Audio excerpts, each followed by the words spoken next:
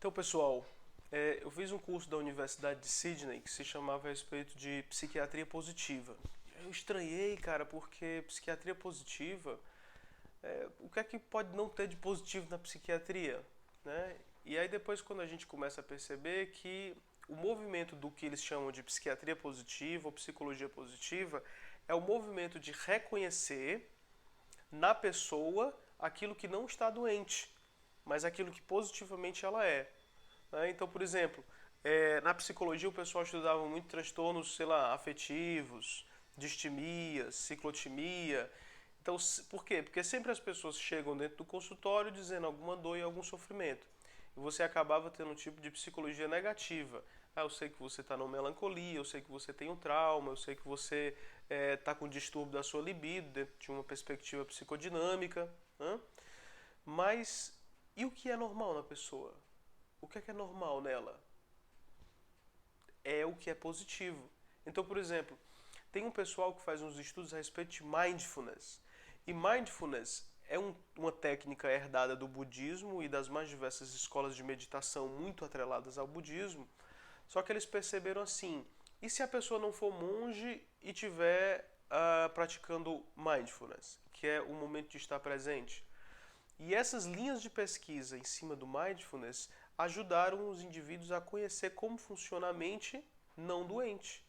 E como o nosso cotidiano está fazendo com que nós nos escapemos desse momento da mente em que ela não está doente, fazendo com que ela fique hipervigilante e migrando a sua atenção para os mais diversos canais, fazendo com que as pessoas se tornem imperativas ou déficit de atenção. Não a doença instalada mesmo no orgânico, mas uma certa tendência a essa hiperatividade, déficit de atenção e, no final das contas, até mesmo o burnout. Uma coisa que me chamou a atenção no Psiquiatria Positiva da Universidade de Sydney primeiro, eram 6 semanas de curso e uma aula lá era que falava a respeito de as doenças. Olha aí. Então, durante 6 semanas a gente dizia como é que o indivíduo funciona, qual é a personalidade do indivíduo, os temperamentos, qual a melhor forma de você se engajar em atividades que sejam de proteção, promoção e prevenção da sua saúde mental. E em determinado momento, ok, agora vamos falar um pouco sobre anamnese psiquiátrica. E mesmo na anamnese psiquiátrica, eles mostraram a respeito do que poderia ser uma anamnese positiva. Anamnese negativa, indivíduo com anedonia, quer dizer, a diminuição do prazer de fazer as coisas, né? Diminuição da energia, diminuição da libido, com insônia, você descreve a insônia, descreve a característica da diminuição da libido, descreve também a anedonia, para que situações ele tem anedonia, né?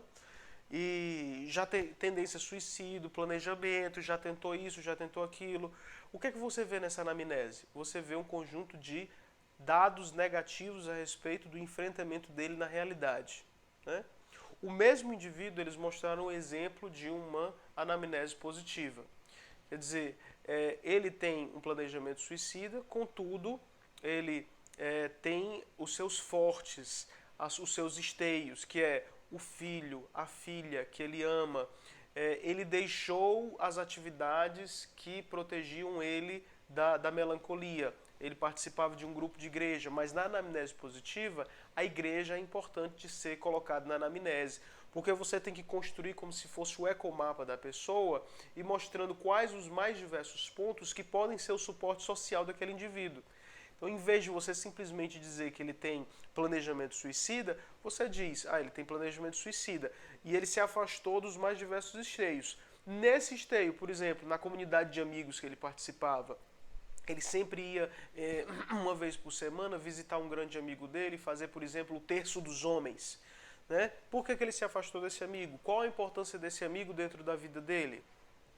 Quando eu passei na cadeira de psiquiatria da faculdade, o professor não dava importância para isso. Então o professor ele era da escola da psiquiatria, por contraste, negativa.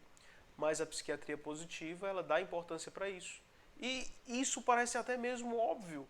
O que eu gostei de descobrir isso é porque existe muita gente pesquisando e mostrando as evidências de você se pautar dentro dessas questões, né?